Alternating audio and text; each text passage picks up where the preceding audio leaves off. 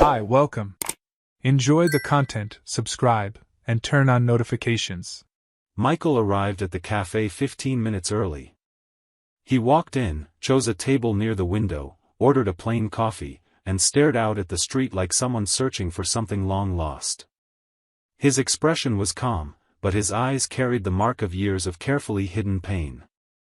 The cup remained untouched, slowly cooling, as he twisted the silver ring he usually wore, an automatic gesture revealing his disguised anxiety. When Lisa walked in, the bell above the door chimed softly. Michael sensed her presence without needing to look directly. That silhouette still felt familiar, even after years apart. He lifted his gaze casually, as if watching a predictable scene unfold, and simply gave a slight nod. Lisa paused briefly when she saw him, took a deep breath, and walked toward the table. Michael stayed silent, arms crossed, watching each step, every detail of her face that seemed to have aged more than he imagined. She sat down without a word, adjusted the strap of her bag on her shoulder, and placed her hands on the table. They stayed like that, motionless for a few seconds, like two strangers sharing the same space but carrying the weight of a shared past. Lisa broke the silence first, thanking him for agreeing to meet her. Michael slightly tilted his head but didn't respond. He wanted to listen, not to comfort. Lisa then said she needed, more than anything, to say what had been locked away for years. The words started coming out uncertainly, measuring each syllable so as not to reopen an old wound. Michael remained there, staring fixedly, yet maintaining an emotional distance that seemed insurmountable. He listened, but didn't react, like someone who no longer allows words to affect him the way they once could. As Lisa spoke, Michael alternated his gaze between her face and the street beyond the glass. He watched people pass by, the cars, the couples holding hands, while inside himself, he relived every moment that led them to this point. Each word Lisa said echoed distantly, mixed with memories he preferred to keep locked away tightly. She mentioned time, the years that passed, the failed attempts to move on, regret, sleepless nights. Michael continued listening, unmoved, sustaining a silence that said far more than any response could offer. Lisa tried, through pauses and heavy breathing, to find a way to ease the guilt eating away at her. But Michael offered no shortcuts, no signs that he was willing to soften her pain. The waiter approached once, asking if they wanted anything else, but Lisa only asked for a glass of water, and Michael shook his head, leaving the untouched coffee cup where it was. Time inside the cafe seemed to follow its own rhythm, indifferent to the movement outside. For both of them, this moment wasn't just a casual meeting, but a quiet settling of accounts, one that wouldn't tolerate trivial interruptions. Lisa said she knew he had no obligation to be there, that she understood if he hated her, but she needed, somehow, to look into his eyes and say she was sorry. Michael took a deep breath, uncrossed his arms, and placed his hands on the table, leaning forward slightly. She interpreted the gesture as an opening, but he simply said, in a firm, low voice, that she could say whatever she wanted. The tone wasn't angry, nor affectionate, it was the tone of someone ready to listen, but not to relive. Lisa began to get emotional, gripping the glass of water with both hands as if it could anchor her to reality. Michael looked away for a second, watching a couple embrace outside, then turned back to face her. She noticed the movement and, with a sad smile, said he seemed fine. He merely raised an eyebrow slightly, acknowledging that, indeed, he had learned how to survive what once seemed unbearable. Silence stretched between them again until Lisa, impulsively, asked if he still held any anger toward her. Michael stayed quiet for a few seconds, then answered honestly, it wasn't anger, but rather a lack of desire to relive those moments. He explained that over time, he'd learned some pain stop burning, but never truly disappear. Lisa lowered her gaze, gripping the glass tighter, while Michael leaned back in his chair, taking a deep breath. She tried to continue, but the words began to fail her. Michael, sensing her struggle, simply waited patiently for her to find the strength. Around them, life carried on, clinking cutlery, background voices, hurried footsteps from people passing through. For them, though, each second felt heavy, each sentence filled with untold stories, memories that required no explanation. And so they remained, face to face, two faces marked by time and choices, in a cafe where the past was laid bare on the table, waiting patiently to be dissected. Lisa took a deep breath, as if gathering courage before jumping off a cliff. Michael kept his gaze steady, waiting for what she had to say, without hurry or judgment, simply waiting. Then, she began to speak. The words came slowly, almost too heavy to be spoken all at once. She said she knew there were no excuses, that she didn't expect forgiveness, but she needed to explain everything that happened, without hiding anything, without trying to soften what she did. She confessed that her involvement with Gregory began naively, or at least that's what she tried to believe for a long time.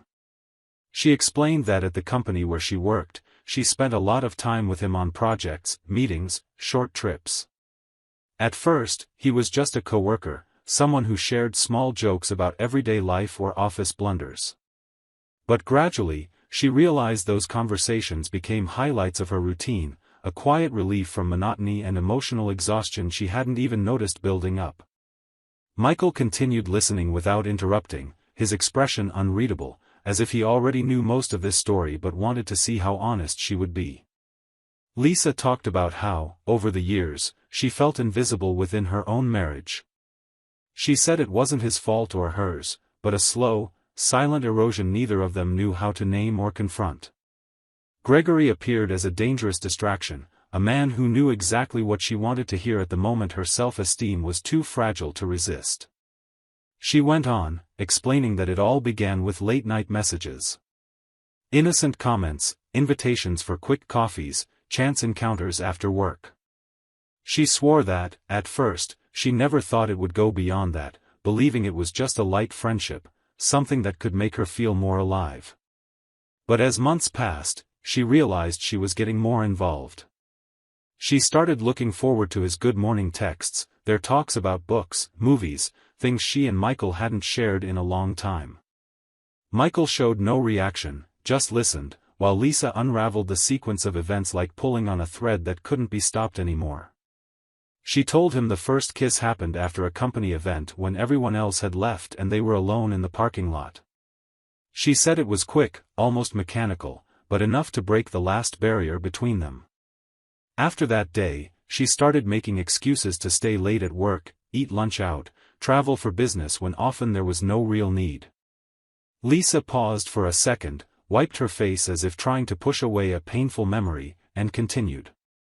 She admitted she knew Gregory had a history of brief relationships, that she had seen other co-workers go through similar situations, always ending badly. And yet, she convinced herself it could be different. She admitted she liked the feeling of being desired, of feeling young again, of escaping the routine that seemed to have swallowed the woman she used to be. Michael uncrossed his arms, reached for the cup, but didn't bring it to his lips. He simply gripped the rim firmly while keeping his eyes locked on Lisa, showing he was present, but protected.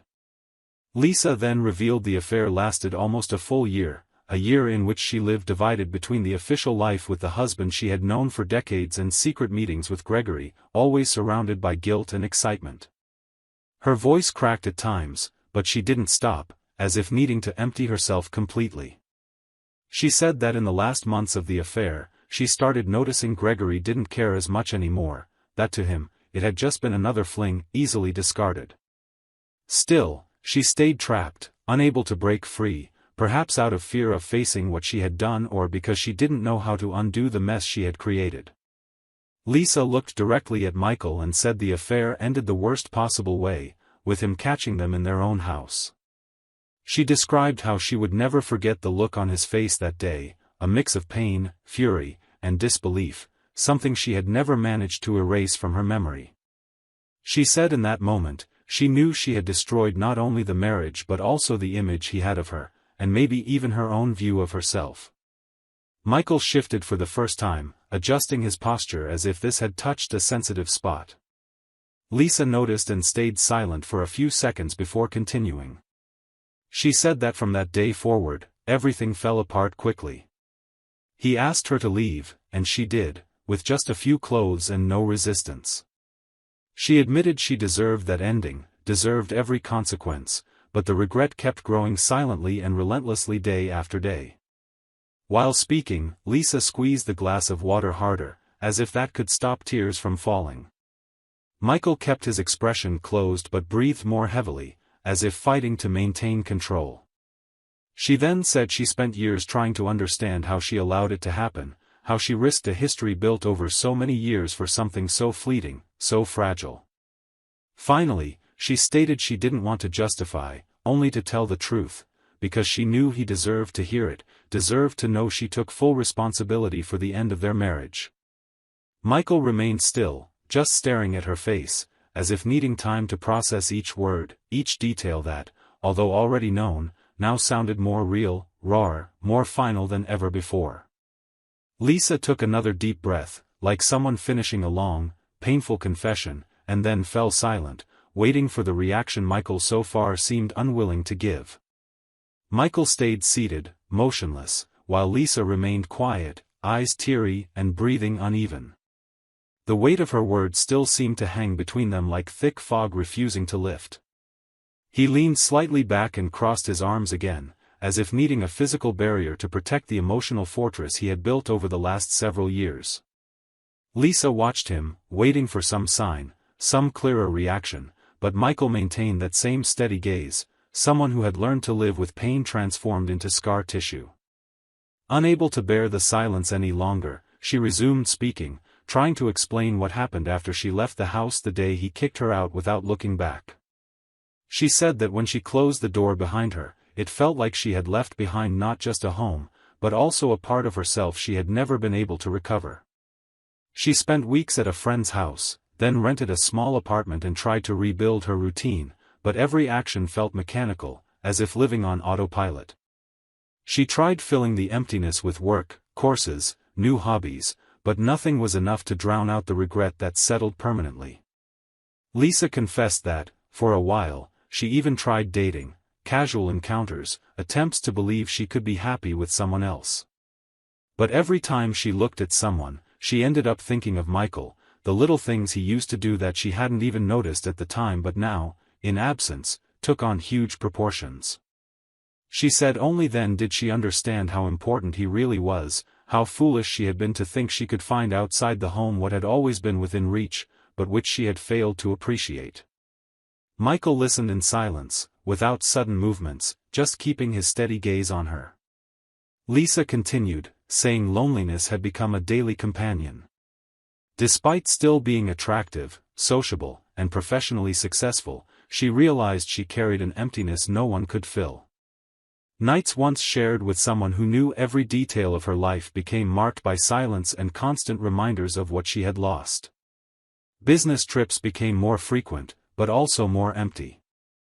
There was no one calling to check if her flight arrived safely, no one asking how her day went, or simply sharing a relaxed dinner at home.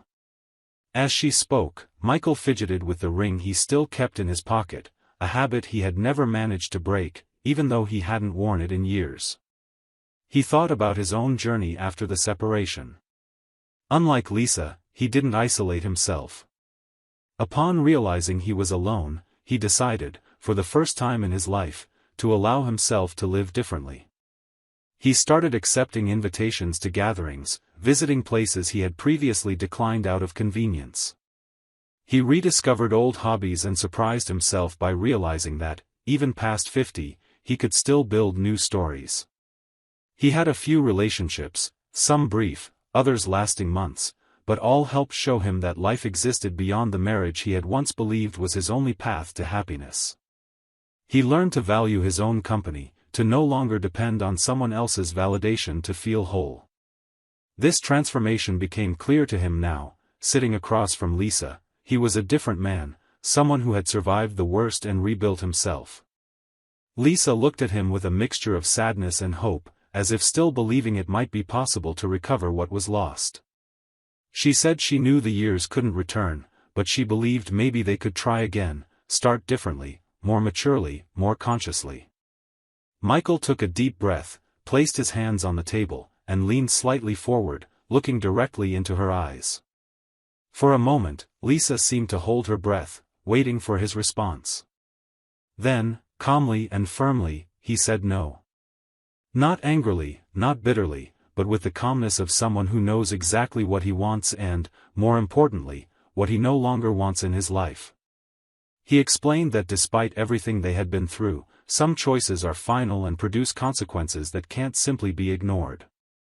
He said he had learned, at great cost, that forgiving is different from forgetting, and that although he no longer felt hatred, he also no longer felt the love that once united them. Lisa listened silently, tears streaming down her face without attempt to stop them.